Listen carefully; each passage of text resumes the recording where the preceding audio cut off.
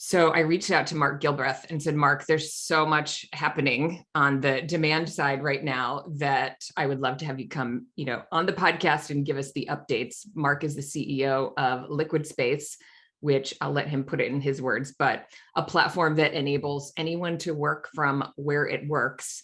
And I suspect this is, a busier time than ever for Liquidspace. So Mark and I were just catching up. Mark has a trip of a lifetime coming up with his son biking across Italy. So Mark, thanks for fitting this in before you take off, and thanks for joining us. Hey Jamie, it's great to be back. Hey, everything Coworking peeps. It's been a little while. Nice to see y'all, and exciting times personally and professionally.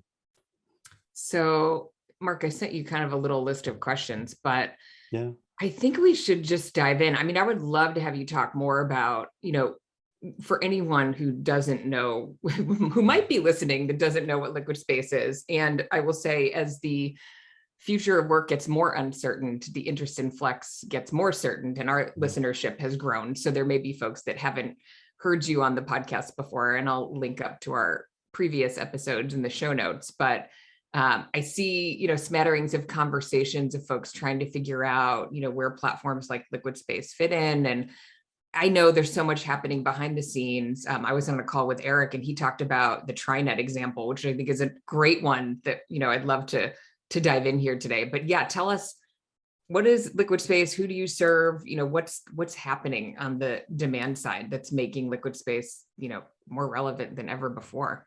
Yeah. Well, because there are so many folks in the everything co-working audience that are amongst the audience are probably relatively newer to this industry that, Jamie, you and I have been so committed to for a big chunk of our careers. A little bit of brief history. I'm a guy that after a first half of my career in technology decided to get into co-working. In fact, I was literally running a co-working space in Boise, Idaho in 2008. And it was a tough time to own and operate real estate with a global financial crisis. But I was one of you. I was one of us, right? An operator, and through a fast and furious couple of years that ended somewhat sadly for that co-working venture, I got real clarity on a technology opportunity. And in 2011, Liquidspace launched to the world at South by Southwest as the first example of a truly transactional digital marketplace to connect professionals to great spaces to work, most specifically serviced offices and co-working spaces. In 2011, there were more entities that self-identified as serviced offices, and co-working was still a relatively young term then. But as the years have rolled on, of course, co-working as a label and as a concept of a community-driven, flexible space, now in thousands of locations around the world, became really the center point of the flexible office market. And the Liquidspace digital marketplace that launched in 2011 as a mobile app and a website that you could use to search, find, or book space by the hour or by the day. You'll laugh, at the beginning, it was 3 locations in San Francisco. Got to start somewhere, Mark. Yeah, it was Pacific Workspaces, Next Space, and Rocket Space. One of those no longer, or 2 of those no longer exist. But at any rate, but it began in that humble context, and year by year, it grew and expanded on 2 fronts. It grew geographically. To now it's standing as a digital marketplace through which you can discover and evaluate and transact spaces around the world. It also grew in terms of the scope of the problems it was trying to solve for. So, at the outset, it was, hey, I'm a professional, or I need space. I need place for a meeting tomorrow for 2 hours, or I need a place to work myself next Thursday. That was the use case. Along the way, the use cases expanded to not just space by the hour of the day, but space by the month or longer.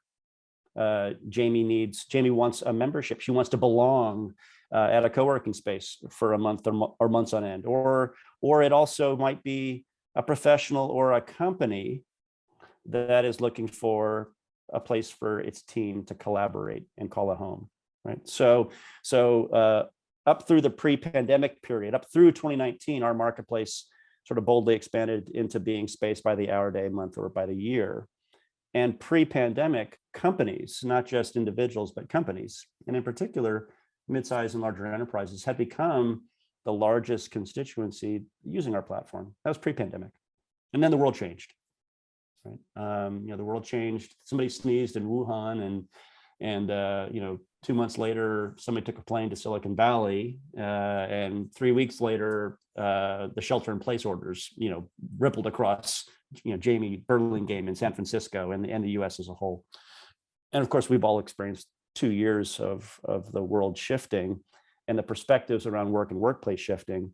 And on the other side of that now, as the new patterns are emerging, that customer that had become one of the largest constituents for our business pre-pandemic, the business, has now become, for us, a singular focus. Like our product, which we can talk about today if you like, and our go-to-market strategy has zeroed in on what we are now seeing, and the data is now validating this. We're now seeing as the largest and fastest growing, and we think for your audience, amongst the most lucrative and maybe the most loyal type of customer, which is the now millions of employees for companies of all sizes who are embracing the idea of hybrid workplace, of flexibility and choice in ways that they had never contemplated pre-pandemic.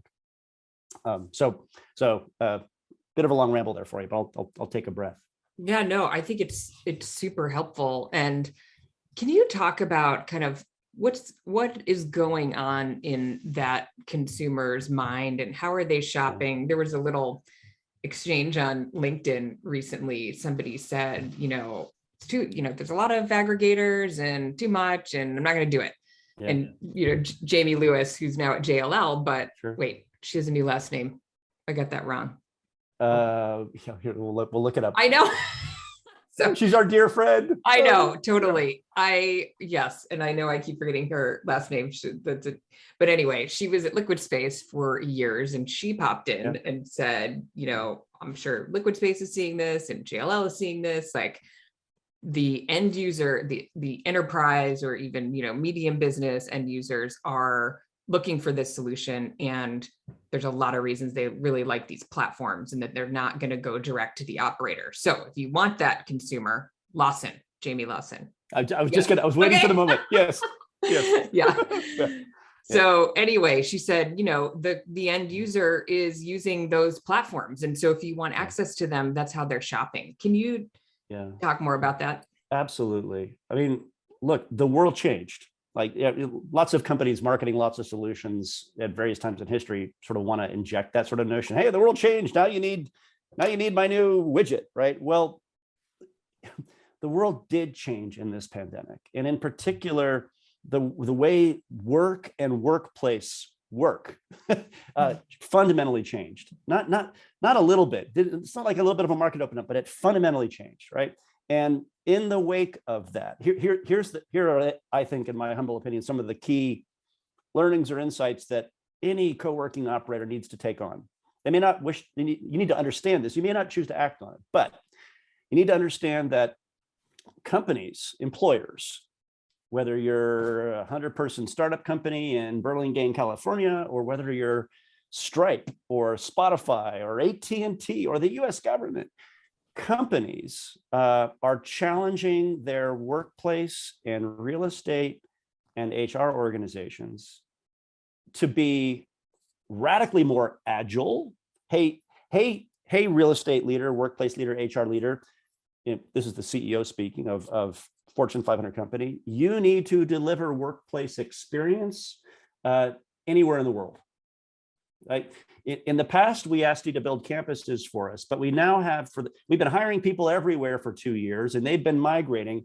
You got to go figure that out now. You need to go be agile and be able to deliver great workplace, great collaboration, great culture opportunities to our employees, not in 5 or 10 more regions where we might put regional offices, as was our pace pre-pandemic, but you got to go figure out how you might possibly do that in hundreds or thousands of locations. Thing one. Thing two, you got to do it 10x faster. You got to be more responsive. Old world, before the world changed, workplace and real estate leaders at, small companies and large would think about real estate decisions as a 12 to 36 month kind of process, sometimes even longer. Big companies would spend 5 years planning for headquarters. Now these same individuals at these companies are being told you got to be radically 10x, if not 100x more responsive. Next Tuesday, a requirement might pop up for an employee in Vilnius.